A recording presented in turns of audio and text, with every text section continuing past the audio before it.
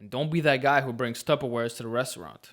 In this video, I want to share with you the best method of dealing with massive cheat meals.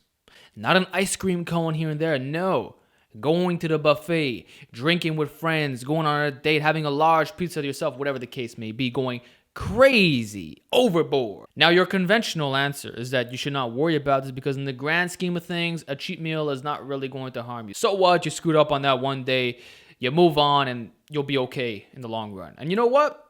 It's not bad advice. In fact, you can totally get away with going crazy on your cheat meals. That's perfectly doable. However, what if I told you that there was a better way? A better way of minimizing the bloat, minimizing the calorie surplus, and minimizing the feelings of bleh. Would you accept my offer? If so, let's talk about it. Okay. The most simple thing that you could do, knowing in advance that you're going to be going balls to the wall, is to skip all your meals. Do not have multiple meals a day if you're going to be consuming a large pizza to yourself, which already puts most of you in a calorie surplus. In fact, let's look at most lifters objectively here. You have a much greater appetite than the sedentary man or woman. Even a lifting female can eat more than your average guy, all right? Because that's just what happens. Now, if you're going to a restaurant, which will already put most people in the surplus, and you're a lifter, oh my God, you're going to go overboard. Seriously overboard. And at that point, you're already in the calorie surplus and the damage is done. Now, why would you make this worse on yourself by having a breakfast and a lunch? Forget about that. Instead, fast throughout the day. Just drink water or have black coffee or just have something that's really, really low in calories. There's no point having big meals if that one cheat meal will already put you in a surplus. Now, some people might say, well, you know what? I'm already in a surplus, so I might as well go balls to the wall. Well, my response is that you might as well prevent all the negatives that are going to come from the cheat meal in the first place. You might as well minimize the bloat and the calorie surplus.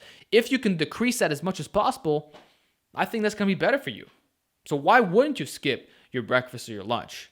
Or why wouldn't you skip all these snacks you're used to having? Forget about it. Instead, earn that cheat meal. I'm sure you already earned it, especially if you ate clean for the last 6 days, but earn it even more. Really reward yourself by indulging this massive cheat meal. So forget about multiple meals a day for now.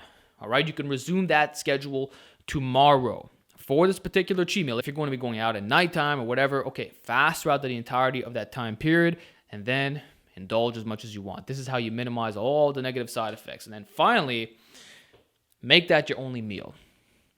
So if you went to a buffet, all right, you're in a calorie surplus, you kind of screwed up a little bit, all right. You don't have to make it worse. If you're right about to go to bed and you're still hungry, well, live with it. It was your choice to cheat on your diet, and now you have to live with the consequences. Don't be like, screw it, I'm going all out or nothing. Forget about that. You already went all out when you were stuffing your face in the buffet, were you not? You already went all out when you ate that pizza to yourself. You don't think that's done enough to your system? Do you know what you're going to look like tomorrow? All that bloat? You might not feel too good either. Minimize those feelings by making that your only meal. So in summary, it comes down to 2 simple practices that anybody could follow. One would be fasting, and 2 is just having one single meal, which is going to be your cheat day. Now, if you're not having massive cheat meals, just a little thing here and there, then you can disregard this segment completely. I'm specifically talking about those who are intentionally going overboard. Like they schedule this beforehand and they know that this weekend or whatever, they're going to be having a lot of food. In that case, you might as well skip all your meals and make that your only piece of enjoyment for that day. Just saying, I think that's the best way to do it. You're going to minimize all the negative side effects while still being able to enjoy yourself like crazy. So let me know if you have any other ideas. And with that said, I'll talk to you all in the next video.